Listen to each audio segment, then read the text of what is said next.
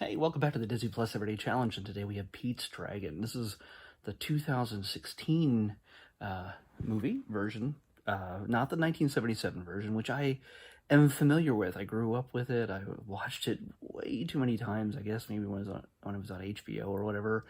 But I have barely any recollection of that movie, other than, hey, it's an animated green dragon with purple accents and things like that, and it was very 70s. So yeah,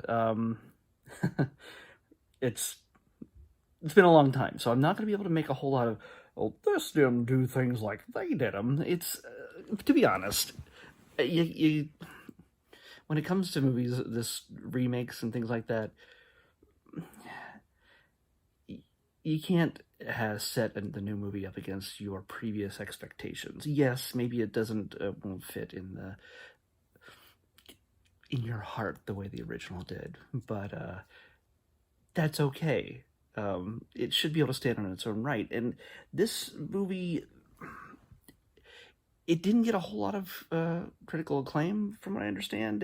I mean, at least it didn't get a whole lot. It didn't last long in theaters, from what I remember. I didn't see it. And I see a lot of films, at least I did in the theaters when theaters were open. But yeah, I just didn't see it. It's not like I didn't want to. It's just that it was never at the top of my list. It stars Bryce Dallas Howard and Wes Bentley. You remember him from American Gothic? No, not American Gothic. Yeah, American Beauty. Yeah, American Beauty. He's the one with the video camera and the floaty bag. We also have Carl Urban. Carl Urban's in this one. He plays Wes Bentley's brother, and Wes Bentley is dating Bryce Dallas Howard, and Bryce Dallas Howard's dad is Robert Redford. So, woo, this is a pretty actor-packed movie. It's kind of it's got the gravitas of having Robert Redford in it. I mean, come on, it can't be all bad. So yeah, I don't know what people's attitudes were of it in 2016. By the way, it's an hour and 45 minutes long, just to throw that in there. Yeah, and again, it does fulfill the Disney trope multiple times over, in the fact that Bryce Dallas Howard does not have a mom. Her mom died, dead parent alert. And of course, in order for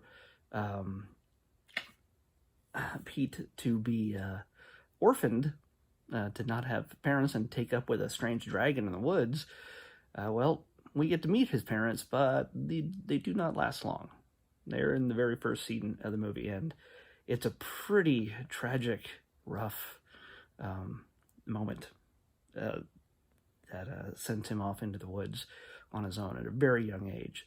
So the movie takes place, the bulk of it takes place 6 years later, after he's been, and by the way, we see Pete pretty early on. There's no hide the shark, Steven Spielberg and Jaws, and wait for it to build, and then we reveal it later, and then it's all dramatic. We get to see him come out of the woods right after he's orphaned, pretty much, and but we get to see that they've bonded. There's a good sequence to show that the kid is living in the wild like a little wolf boy, but a little dragon boy, really. And Pete is furry. He's a furry dragon.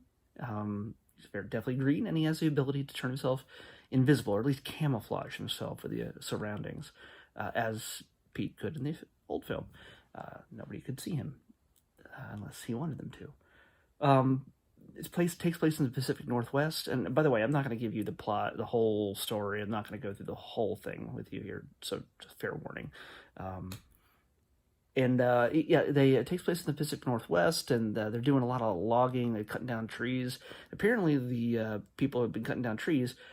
A company run by Wes Bentley's character, but is managed by Carl Urban, who is a little bit overzealous in the tree cutting down. Just cutting down all those trees, just going at it a lot faster, a lot deeper into the woods than anybody had planned. Weirdly, ironically, we got Bryce Dallas Howard's character, who is a forest ranger. her job has been to protect the forest, but she's dating a guy who literally his job is to literally cut down trees. So I don't see that. Just seems like two careers that are at odds. I mean, how do they not get into politics, Conways? It's just really weird that they met up. And by the way, Wes Bentley has a daughter. She's about 11 or so, according to this, and she is the first person to see Pete in the wild.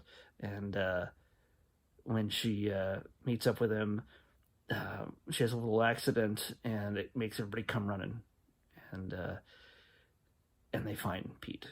So, and of course, that's going to lead to possibly finding Elliot, the name of the dragon, just in case you didn't know. It gives an origin for how Elliot got his name. I'm not going to tell you what it is here, but the movie's very heartfelt. It's very, it's got tons of adult contemporary pop folk songs that sort of bridge the quieter scenes that just tell you that you are in the Pacific Northwest and you could just watch this movie with a nice warm cup of coffee and wow, under a blanket, and you'd have a great time. I don't know. It's it's there. I mean, it's very sweet. It's very gentle. It moved a lot faster than I expected it to. It's an hour and 45 minutes. It's the longest thing I think we've watched in a while. And yeah, I had it on my computer while I was working on other stuff, but I ended up being drawn into the film. I was actually not getting a whole lot of work done, and I was pleasantly surprised. It does build up to a chase action sequence, because some people, when they find about the dragon, well, it doesn't lead well to a future of Pete and Elliot hanging out, and there's people who are totally surprised by Elliot's existence. Again, people find out. I'm really not ruining anything. You don't put a dragon in a movie and have people not find him. Okay, it's just the way it works. All right, but everybody puts in a good performance. It's always good to see Carl Urban in just about anything. He's awesome. Bryce Dallas Howard, she had just the previous year, this is 2016, the previous year she had just done Jurassic World, the first one. And so she's all about like giant monsters. She's got that, it's huge kind of face all ready to go. She knows how to handle that.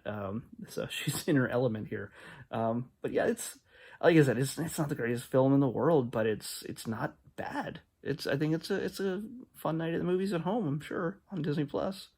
So yeah, it's warm and it's green, and it has a happy ending. I'm not gonna lie to you. It's a Disney film, so it's a little bit tragic, but it's a pretty happy ending. So everybody kind of gets what they want for the most part.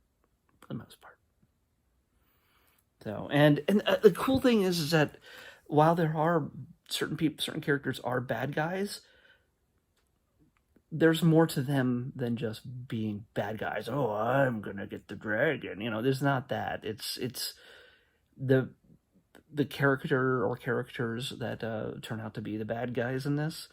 They're searching for their, doing things for their own interests, are actually not fully mustache twirling villains, which is kind of, it's good they didn't just do that. Like, people aren't always just fully evil. They're just a little selfish sometimes, and when what matters to them is threatened, sometimes they can do the right thing. So I think it's a nuance that's underappreciated in a lot of films, rather than making everybody a full-on villain, making them just complicated and maybe just a little bit greedy and sometimes a jerk, but they come through in the end. So I don't know. But either way, let's pick tomorrow's let's pick tomorrow's episode, and it's taking forever to load, even though I just reset it yesterday and it's resetting it again today. Come on. So, okay, here we go. 4:55. By the way, so just check out Pete's Dragon, the new one. It's I think you might enjoy it. To 4:55. I was pleasantly surprised. It wasn't just outright garbage. It was like cashing in on an old IP that they had. You know, it's easy to do that with Disney because they own everything. They can just they could update everything they wanted to anytime they wanted to. Oh, we already had 4:55. Let's see what it was. I bet you it's a recess thing. Yep, recess. Taking the 5th grade. Yeah. All right. Let's pick another one. Keep getting those recesses. 481. This seems familiar too. Nope, it's not.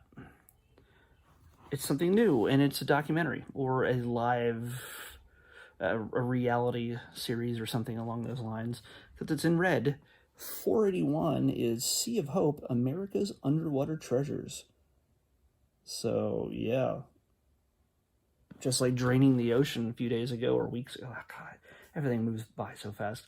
We're going underwater again, and we're looking at treasures. So maybe it's a bunch of episodes, maybe it's just a one-off documentary. We will see tomorrow on the Disney Plus Everyday Challenge. I'll see you back here tomorrow.